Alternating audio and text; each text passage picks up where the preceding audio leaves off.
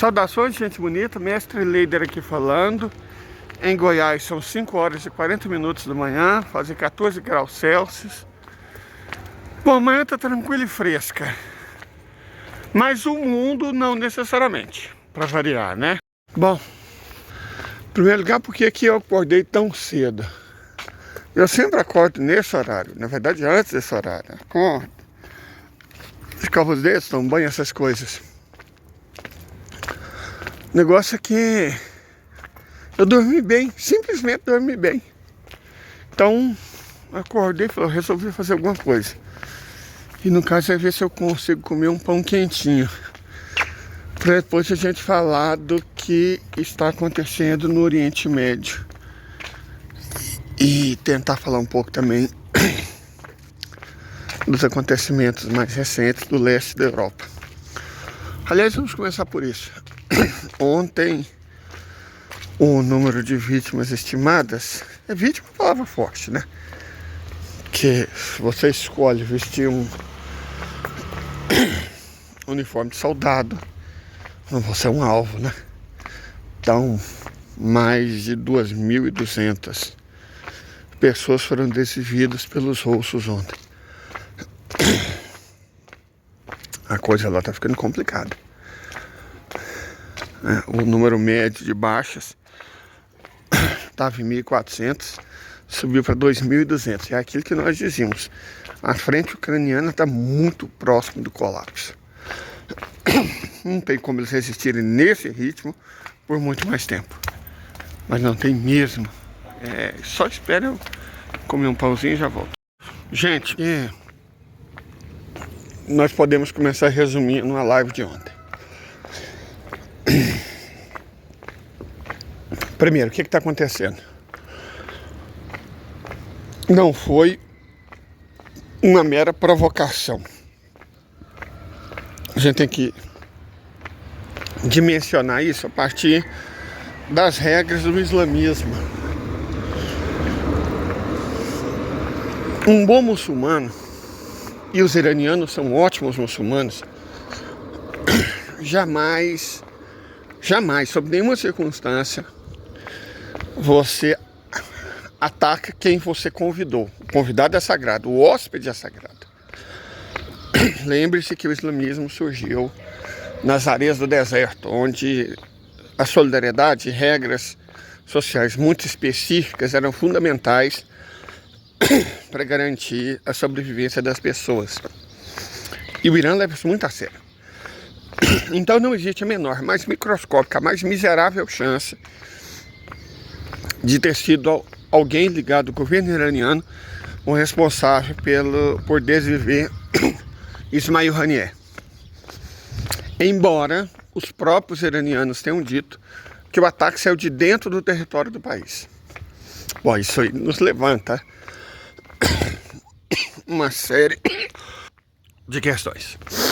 A primeira delas é que visivelmente houve uma falha brutal de segurança. Na verdade, houve várias falhas de segurança. Em primeiro lugar, como eles descobriram aonde o Ismail Haniyeh estava. Essa é a primeira questão. Olha o tanto tá bonito, gente, o amanhecer. Nossa, fala sério.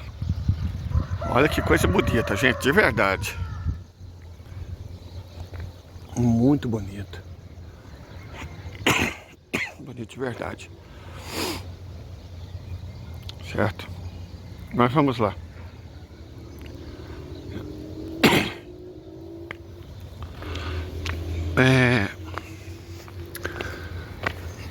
Então,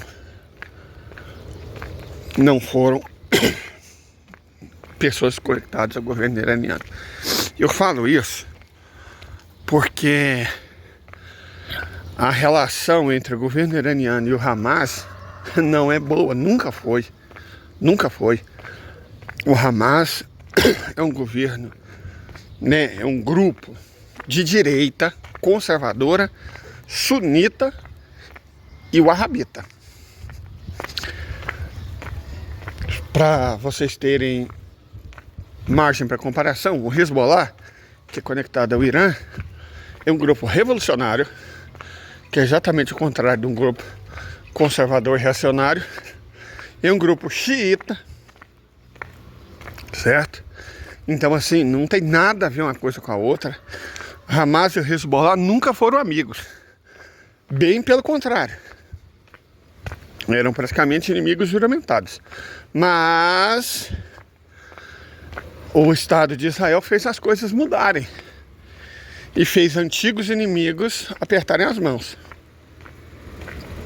Essa é a verdade. E se você apertou a mão, você deu a sua palavra, você deu a sua garantia de amizade. Então, o convite para a posse do novo presidente iraniano era um ato de amizade, certo? Era um ato de amizade. Não, você agora pode vir na nossa casa. E uma vez que você é convidado à casa de um muçulmano, é dever dele te proteger. Então foi uma ofensa e foi uma humilhação. Porque é como se o Estado de Israel tivesse dito: você não consegue proteger seus hóspedes. Para um muçulmano zeloso, e o Ali Khamenei, o Ayatollah Supremo, é um muçulmano muito zeloso. Basta ver como ele se comporta diante de mulheres. Sabe? Então isso foi uma humilhação, ofendeu profundamente, foi uma humilhação terrível. Terrível, terrível, terrível, terrível, terrível. Ok. Mas isso também foi uma ofensa para o Catar.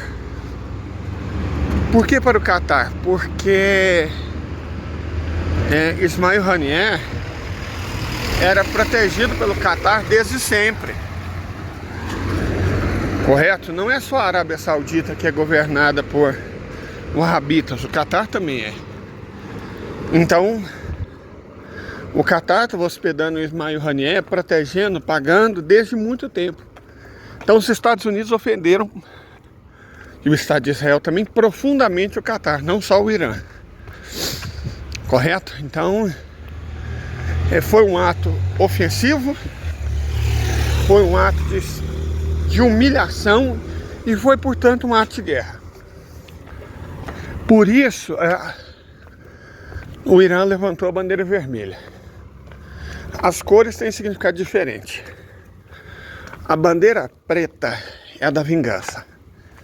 Quando levanta a bandeira preta, é porque haverá vingança. A bandeira preta só é abaixada quando a vingança tiver sido executada. Um ato de reparação. Vamos colocar assim, vingança é uma palavra forte. A bandeira vermelha é de guerra. Então, Israel declarou guerra ao Irã. Certo? Israel declarou guerra ao Irã. E eu não vou nem falar dos membros do Hezbollah. Segundo os israelenses, foram 2 importantes, mas na verdade foi só um. Só o Shukr, que foram desvividos no Líbano. Esses atos de magnicídio do Estado de Israel são muito difíceis de serem justificados. São tabu na guerra. Certo? São tabu. Então, Israel rompeu mais uma vez uma série de limites e linhas vermelhas. Muito provavelmente foi exatamente isso que o Netanyahu foi fazer na sua visita aos Estados Unidos, né? Provavelmente foi isso que ele foi fazer. Pedir autorização dos patrões para fazer isso. E como ele fez, o mais provável é que os Estados Unidos deram autorização. Ok. Agora a gente parte para a segunda etapa. O que o Irã vai fazer? Bom, guerra. Certo? Explicitamente eles mesmos divulgaram. Houve reunião tanto do presidente quanto do líder supremo com a Guarda Revolucionária e com as Forças Armadas. É para haver guerra. Certo? É para haver guerra. Então, disso aí não se vai escapar. A questão que realmente importa qual tipo de guerra vai ser travada? Essa que é a questão que realmente importa. Qual tipo de guerra? É óbvio que, diante das atrocidades que o Estado de Israel tem cometido, em Gaza principalmente, mas também nas prisões, digamos que o clima não está para muita sobriedade. E, bom, nós podemos descartar a opção de magnicídio, devolver de volta, porque a bandeira levantada não foi a preta, foi a vermelha. Se tivesse sido a preta, reparação, vingança, então o que teria acontecido é que provavelmente o Irã havia decidido por eliminar também algumas lideranças do Estado israelense. Só que foi levantada a vermelha. Então eles não vão eliminar lideranças, eles vão eliminar alvos.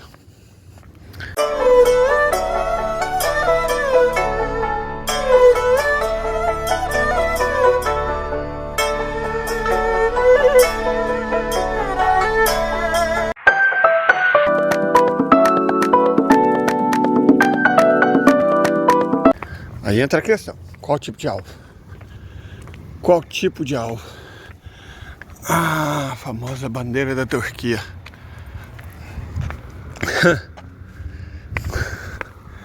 Me lembra aquela música do Ira, Minha Vida Passageira, que a lua se parece à bandeira da Turquia.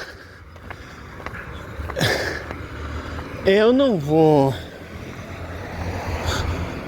No hemisfério norte, a lua é o contrário. No hemisfério norte, a lua é o contrário. E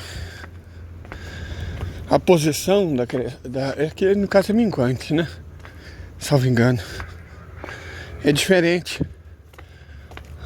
É interessante isso, não só as estrelas, as constelações são diferentes. É claro que as estrelas não são diferentes, mesmo como elas aparecem para nós. É diferente, mas a lua também é. E eu já vi a lua na Turquia. Deus, muito obrigado por ter me permitido ver o céu na Ásia. Enfim.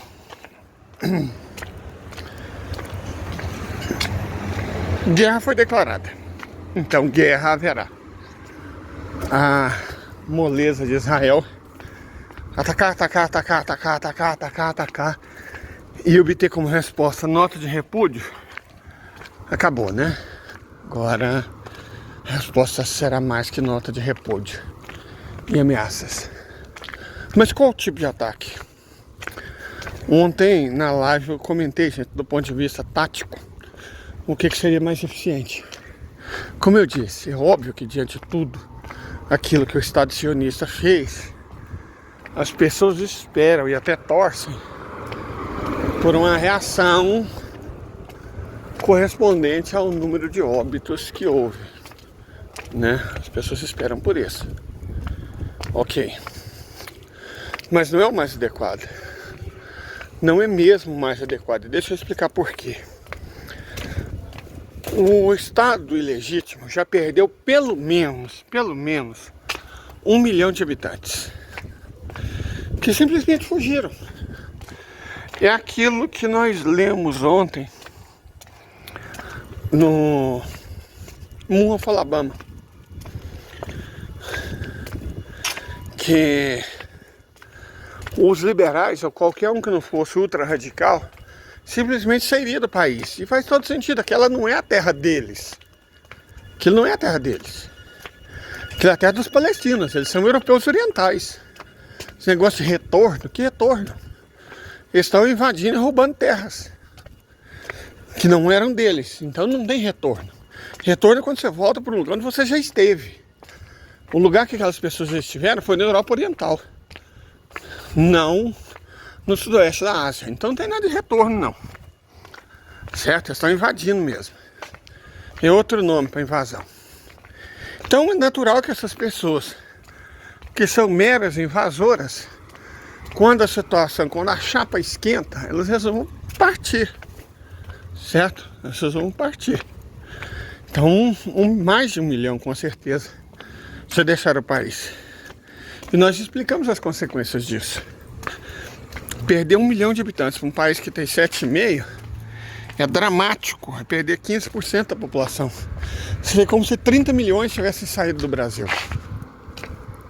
É óbvio que isso faz falta, que isso faz diferença. Menos gente trabalhando, produzindo, lutando. Então vai ficando cada vez mais difícil. E o que a epidemia do Covid nos mostrou é que, digamos assim, o estrago não é proporcional. Porque às vezes a gente não consegue perceber a falta que uma pessoa faz. A epidemia do Covid, aqui na minha cidade, claro, como em todo o Brasil, foi devastadora, né? Não sei se diante da justiça brasileira ou do demônio, o Jair Messias Bolsonaro e associados vão responder pelo que eles fizeram. Com certeza, os militares, né?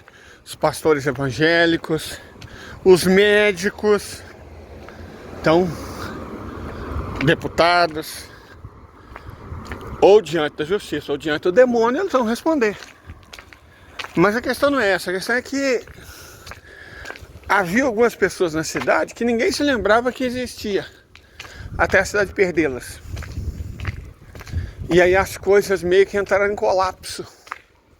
Sabe, pequenos proprietários de restaurante, feirantes, baristas, médicos, que todo mundo sabe que existe, todo mundo gosta, mas ninguém imaginava a falta que eles faziam. E a cidade virou outra. Catalão não se recuperou, nunca mais foi a mesma. Catalão, pós-pandemia, é outra cidade. E não em um sentido positivo. Não em um sentido positivo. Por exemplo, Catalão não tem mais transporte coletivo. Tinha.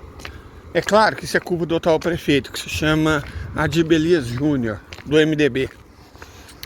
Mas não foi só isso, claro, né? Não vamos lavar a cara no prefeito incompetente e desumano. Catalão tinha transporte coletivo há 40 anos e parou de ter. Certo? Parou de ter. Por quê? Uma série de questões, mas uma delas, muito relevante, é que simplesmente acabaram-se os motoristas. Os motoristas de coletivo, de ônibus, não são novamente pessoas muito jovens. E foi uma classe de pessoas particularmente muito afetada pela epidemia. Todo mundo se lembrou dos médicos, dos enfermeiros, mas as pessoas se esqueceram dos motoristas. O motorista de transporte coletivo, ele está em contato com muita gente. Muita gente. E por conta disso, o grau de infecção entre essa classe de trabalhadores, que Deus inclusive os proteja e ilumine a todos, foi muito alto. O número de óbitos foi muito alto. E simplesmente o transporte coletivo municipal entrou em colapso. E nunca mais se recuperou. A situação ficou tão grave que, juntado a outras questões financeiras, simplesmente não há mais transporte coletivo na minha cidade. Certo? Por que eu estou dizendo isso? Porque se isso aconteceu numa cidade que perdeu 0,2% dos seus habitantes, imagina num país que perdeu 15% da sua população. A quantidade de postos-chaves que não são mais recuperáveis, que não estão mais sendo exercidas. A sociedade israelense, certamente, se já não colapsou, está muito perto disso. E a estratégia iraniana, se ela for inteligente, não é atacar a população civil. Isso só faria com que os israelenses vestissem a carapuça favorita deles, a de vítimas. Não. A estratégia mais inteligente é atacar alvos militares, especialmente pistas de pouso. O exército de Israel já não tem mão de obra suficiente nem para oprimir Gaza. Certo? Tem dificuldade até para fazer horrores nas prisões. não estão conseguindo invadir o sul do Líbano, igual a Salário quer fazer. Na verdade, eles não estão conseguindo manter o norte de Israel. Certo? Não estão conseguindo manter o norte de Israel. Eles não têm mais mundial para o exército, a marinha deles é uma piada. Então a única força competente que eles ainda têm, que eles usam para bombardear outros países, é a força aérea. Tanto na aviação quanto na artilharia. Quanto à artilharia, as coisas podem ser meio complicadas. Ou nem tanto, se eles conseguem destruir o que eles já vêm destruindo. Estação de radar, por exemplo. Mas a aviação é um problema fácil de ser resolvido. Israel tem entre 600 e 800 aeronaves, né, de combate. Não dá para destruir todas elas e nem é necessário. O país é muito pequeno. E um avião não voa se não tiver pista de pouso e decolagem. Uma vez eu fiz uma live onde localizei todas as pistas do estado de Israel. Como o país é muito pequeno, foi possível localizar usando o Google Earth. São 23. Só 23. Não precisa nem destruir. Desabilite as 23 pistas de pouso e decolagem e o estado de Israel fica sem aviação. Aí eles vão depender enormemente da artilharia. Bom, a artilharia também pode ser desabilitada, porque a própria artilharia depende não só de silos, como depende muito de estações de radar, que podem ser localizadas e destruídas. Então você evita alvos civis o máximo que você der conta. Não pode fazer como eles, né, que já desviveram 200 mil pessoas. Larga a maioria crianças e mulheres inocentes. Não faça como eles. Não dê a eles o papel de vítima. Deixe eles entrarem para a história como os monstros que eles têm se mostrado. E militarmente consegue-se um grande feito. Isso é importante por quê? Deixa eu explicar. Isso é importante porque o Estado de Israel já está em colapso. Não é mais viável. Acabou. A aventura colonialista europeia oriental na Ásia está condenada. Irremediavelmente condenada. Não importa quantos Estados Unidos chiem, quanto a Europa lastime. Acabou. A aventura colonialista europeia oriental na Ásia acabou. Ela está inviável. Então já é hora da gente começar a pensar no pós-Israel. Bom, segundo o Moaf Alabama, que dispensa comentários, né, pela competência e por décadas de experiência, um número de entre 2 e 2,5 milhões de pessoas ainda vão sair de lá. É isso que tem que ser buscado. O êxodo de qualquer um que não se identifica com o que o Estado de Israel está fazendo. A população caiu na prática de 7,5 milhões de israelenses étnicos, né? Askenazes, descendentes europeu oriental, para 6,5. Você perde 2,5, cai para 4. Desses 4, vamos dizer que 500 mil descendem dos que já viviam lá. Então são habitantes legítimos da Palestina. Mas 3,5 milhões são os piores. Como lidar com essa gente? É imperativo que elas não consigam exercer o papel de vítimas. Na verdade, nunca mais, né? Consigam exercer o papel de vítima. Que eles não possam mais se vender como vítimas. Então, se o Egito invade, se o Líbano invade, se o Iraque invade, são forças estrangeiras invadindo. Certo? São forças estrangeiras invadindo. E isso pode ser complicado. O mais correto, e que provavelmente a China recomendou na famosa reunião que teve com os 14 líderes da resistência, é o seguinte: desabilite as forças repressoras dele, exército, marinha e aeronáutica, porque o Estado de Israel se defende como religião, mas atua como Estado, um Estado poderoso. Então, desabilite exército, marinha e aeronáutica, aviação e artilharia, e deixe os próprios palestinos resolverem. Eles conseguem. Eles são covardes, eles usam fraldas. Que exército do mundo usa fralda, pelo amor de Deus?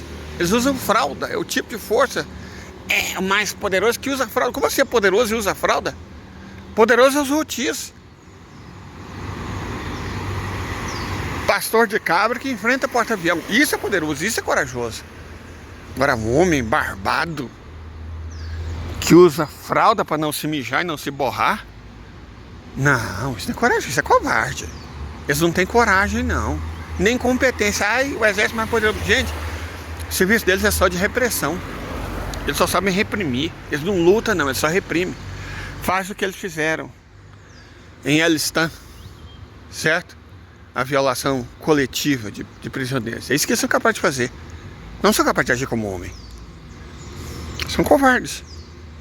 Então, quando 2,5 milhões deixarem ficar só os 3,5 milhões dos piores, alguém quer realmente essa gente no próprio território? Você queria essas pessoas que fizeram essas coisas horríveis, colegas da sua filha, numa faculdade, numa escola? Você quer essas pessoas como colega de trabalho, como vizinho? Ninguém quer, né? Então, e o que a gente pode fazer? Nós, nada. Os próprios palestinos podem. Os próprios palestinos podem. E querem muito. Eles só precisam de meios. Por isso, o ideal é desabilitar a parte do Estado de Israel que funciona como Estado, inviabilizar o que já está acontecendo, esfacelar, a capacidade militar deles, e aí sim, aí uma nova intifada, uma terceira e grande definitiva intifada dos 2,5 milhões de palestinos na Cisjordânia, mais 1,5 milhão que ainda resiste, 2 milhões, vamos pôr, que ainda resiste na faixa de Gaza. Bom, aí eles resolvam como eles quiserem. Ninguém no mundo poderá julgá-los. Esse é o melhor caminho. Não vai ser o mais bonito, não vai ser o mais rápido, entendam isso. Não vai ser o mais bonito, menos ainda o mais rápido. Mas é o melhor e talvez seja o único que ofereça uma solução para as questões que se colocam, ok? O sol já está amanhecendo e eu me despeço de vocês. Muito obrigado e até a próxima.